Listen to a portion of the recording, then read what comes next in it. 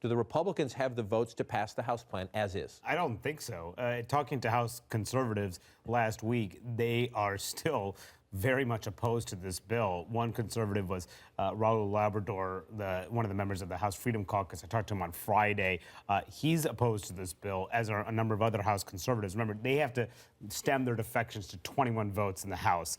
There are roughly 40 members of the House Freedom Caucus. Not all of them are going to vote against the plan, but a lot of them very well may. Now, what was interesting, what Labrador told me, was that he was trying to go directly to the White House and negotiate changes. Hope that they could change some of the Medicaid restrictions. Even if the moderates think it's too tough, the conservatives think it's too weak. They want to move up the time frame from getting rid of the Medicaid expansion. But if you do that, you upset the delicate balance that the Republican leadership is trying to strike right now. So the question is, what changes will Paul Ryan make, will Kevin McCarthy make to this bill to get those conservatives to support it? And if they do move it further to the right, what does that do to the moderates, not just in the House, but also in the Senate, which is going to be even more problematic? It's going to be very difficult to get this done. And you mentioned Kevin McCarthy. He's the number 2, the majority leader, Paul Ryan's key deputy on this one. He was asked about this because the president earlier in the week tweeted out, let the negotiations begin. The House Republican leadership ran down to the White House and said, no, no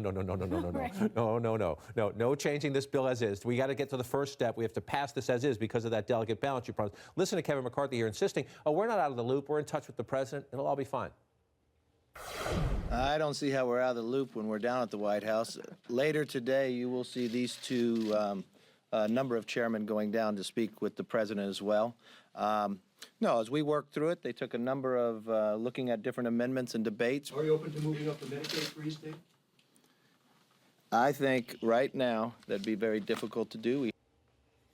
So they have a bill they think they can just squeak through, and they're telling the president, even though his instincts, this is Donald Trump, this is art of the deal, they think his instincts are, he meets with you, need this, let me cut you a deal, we'll do that. They're telling him, no, not for now. Your job right now is to say, I'm the Republican president, vote for this bill as is. Yeah, and there were signs at some point that he seemed to be open to this idea of making the Medicaid expansion sunset in 2018 rather than 2020, and then you had signals from the White House, no, he's sticking with the 2020. I mean, very difficult position. I mean, there was one columnist, conservative columnist, who essentially said the Republicans have to get something done. This is and this is something, so it has to get done. I mean, not exactly praise in terms of what this bill is. There isn't. I mean, it's hard to figure out who the constituency is for this. I mean, it seems to be alienating everyone on the Hill in terms of Republicans. The challenge is, how do you get somebody like Louis Gohmert to agree with Susan Collins in terms of what the approach to repealing and replacing this bill should be? And it's not clear they're going to be able to do it. They're certainly not going to get any Democrats to help them. I mean, when it comes to Kevin McCarthy being able to count votes, I'll believe it when I see it.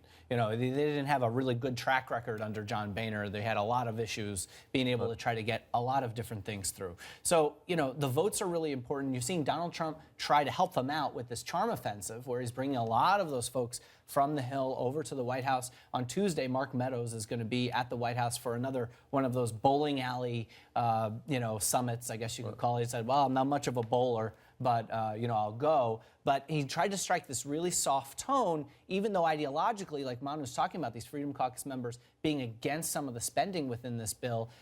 The reason that they have to take this soft tone is because Trump did really well in their districts. So he does have that lever. We'll see how tough he wants to use it, though. But there is the CBO score coming up. That's going to be tomorrow. Sort of Right. That's right. A big test tomorrow. The CBO score, if you're watching at home, this is the Congressional Budget Office. The Republicans are already saying, oh, they're not so great referees. This is a Paul Ryan leadership appointee at the Congressional Budget Office who's going to say how many millions of people will lose their coverage, how much this is going to cost the government. And these are ultimately the two major issues, at least among Republican voters and kind of center voters. They're going to sway all of this. Is, am I going to lose my insurance, and or is it going to cost me less, or is it ultimately going to cost me more? President Trump made a promise to working class voters who he tried to swing over from the middle that he was going to help them. If this plan doesn't help them, he's going to want to distance himself from it and say, let's work anything out, let's make a deal. So you see already that seesaw. how do you get it across the finish line versus do you want to own it if it crosses? They own it, but they own it. They own it, and they have yeah. to know they own it. There's all this, is it called Trump care? Is it called Ryan care? The Republicans decided to do this. They own it as a group now, and they have to know that. Absolutely. And what strikes me is that Republicans took the wrong lessons from how the Democrats bungled the Obamacare legislative process in 2009. At that time, they went through months of public hearings. They had months of private negotiations. They tried to win over Republicans. There was a debate over the public option, whether or not to do that. And it created this Democratic civil war for months and months and months that Republicans exploited. So what do Republicans do this time? They go behind closed doors. They don't they don't have any public hearings about this bill. They released this bill in March before there's a cost estimate, and they try to jam it through. And they're having their own problems by trying to move very, very quickly and shove it down people's throats when a lot of these conservatives are just ideologically opposed to some of the key And major issues. healthcare groups, right? Hospital associations, not only obviously conservative groups against it as well.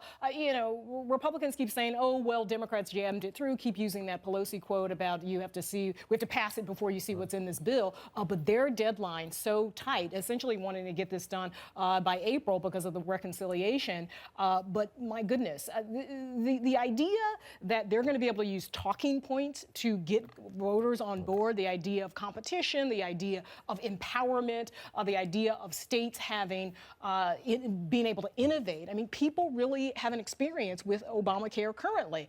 People who are on Medicaid tend to like the fact that Medicaid was expanded. So when they see these figures, $2,000 to $4,000 in terms of what their subsidy or tax credit could be, they really know what that means in terms of whether or not this new plan, they're going to be able to afford it. So they're going to really have to deal with that reality. This is something that's really visceral for voters, Trump voters. And Republicans look at the 2010 midterms, 2014 midterms, 2016 presidential election and say this issue was used to get, that we used this issue against the Democrats pretty successfully. What's going to happen to us?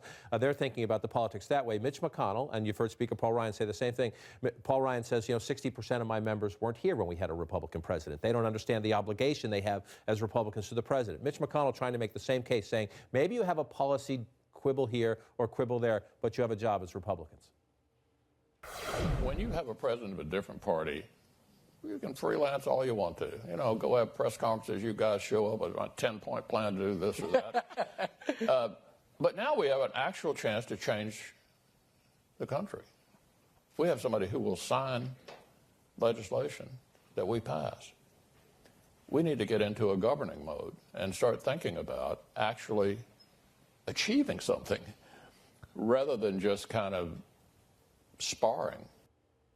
Can he sell that you have an obligation to this Republican president, or is all politics local? He can sell it to a lot of his members. He could sell that to, but maybe not enough to get the votes. I mean, he's got 52-48. He can't lose anything in the Senate. He can't lose anything. He's got to pick up Democrats. But on Obamacare repeal, he can do it with 52 senators because of the reconciliation rules that can avoid a filibuster. But you do have a lot of those conservatives that have fundamental policy views on some key issues. And as we know, the President of the United States is very, shall we say, malleable on a lot of his ideological views. It's interesting to him to hear to talk about you sign on to these big policy pronouncements when you are in the opposition. Paul Ryan has been pointing to this better way agenda to say that we all agreed to the healthcare principles. This is what we campaigned on. But a lot of these folks, when you don't write legislation, it's a lot different than when you're just signing on to a brochure. It's much different. Now you're in the details, and that's where the details cause division. These debates were not real. These debates were not real in the Obama years because the Republicans could propose it knowing it was never going to get to the White House. The Democrats could propose it knowing the Republicans in Congress would never pass it. They're real now, and the Republicans own this one. Hang tight. We got to take a